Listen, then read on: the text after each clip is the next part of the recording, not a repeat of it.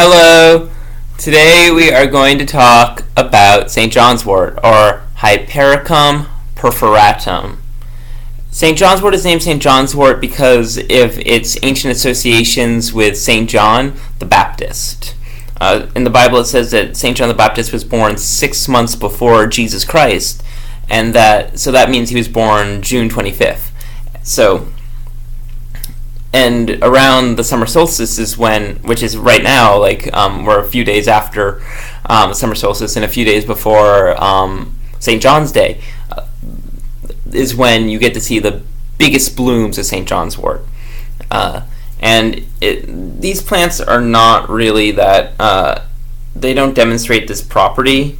Maybe if you look at an individual, if you look at an individual branch, perhaps you can see it. It's a bit hard. These aren't very good examples, but if you look down on many of the plants, they form a cross. And so it's said to be good for protecting against lightning, because God in heaven would see the cross that someone was making and with the plant and not smite them, which is always it's a funny mental image I have of a European peasant being like, during a thunderstorm. And St. John's wort has been used internally and externally a lot. It was one of the premier wound herbs in the Middle Ages and is today still one of the premier wound herbs because it is an incredible wound herb. It has this uncanny ability to stop pain in wounds, especially wounds in the hands, and I've read also in other nerve parts of the body, so hands, face, genitals, feet, and along nerve courses. Finley Ellingwood talks a lot about its use for spinal injuries that are very painful and also causing seizures. And I've used it for painful hand wounds probably dozens of times, and it works. It works really well. It works really fast. If there's hurt skin or other wounds, it helps with it aids in healing. And something I want to show you is, you take the flowers, right, and then you rub them in your hand, and they were yellow a moment ago, yellow and green. They turn red. I just think that's so cool. They turn red, and they have this amazing, beautiful aroma. It's really aromatic. So good for the wounds.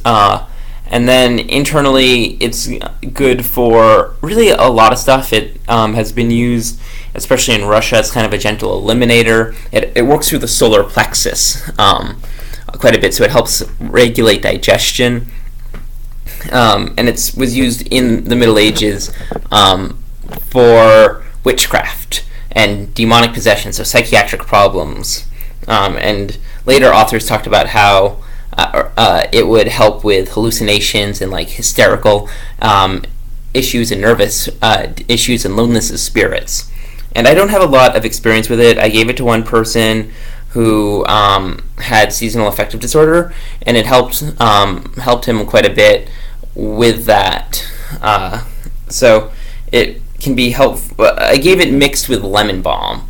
As per the suggestion of David Winston's book on adaptogens, which is a really great book, and he covers nervines, and he considers St. John's wort to be a nervine. So it can help combine with lemon balm. It's potently they help synergize each other apparently with seasonal affective disorder, and so I found that to be true. That with the one person who I gave that that formula to. Otherwise, I haven't really used it internally very much. I think of it mostly as a wound herb and a really powerful wound herb. David Winston gave a really good, interesting description of it in his book. He talked about how it's good for people who are Scrooge in A Christmas Carol. People who are living in the shadows, who are just going through the motions of life, and it lets the sunlight in. And a friend of mine, Cody, told me that while during a vision session with it, that it became apparent that St. John's wort works by letting the light in, which is an interesting thing because it is also an herb that cattle have died from eating too much of it, and the way they die is that they get really sensitive to sunlight and they die of sunburn. So yeah, St. John's wort is not an herb I feel like I understand at all in its depths. It's like very clearly a very deep herb, and I understand it very superficially with wounds, and a little bit with seasonal affective disorder because of its its property of letting the light in. But I really I want to know it. I want to know St. John's wort better. It's so cool.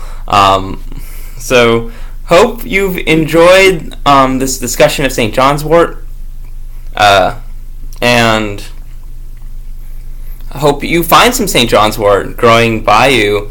You can, so to make a preparation of it, just take the flowers, put it in like some vodka or honey or oil or whatever you want to use as your menstruum, and you can put it in the sun, and you want the liquid around it to turn red. Like when I crush it up in my fingers, it turns red, and then you know it's active. It turns like red like blood, and then you know it acts like in this powerful way.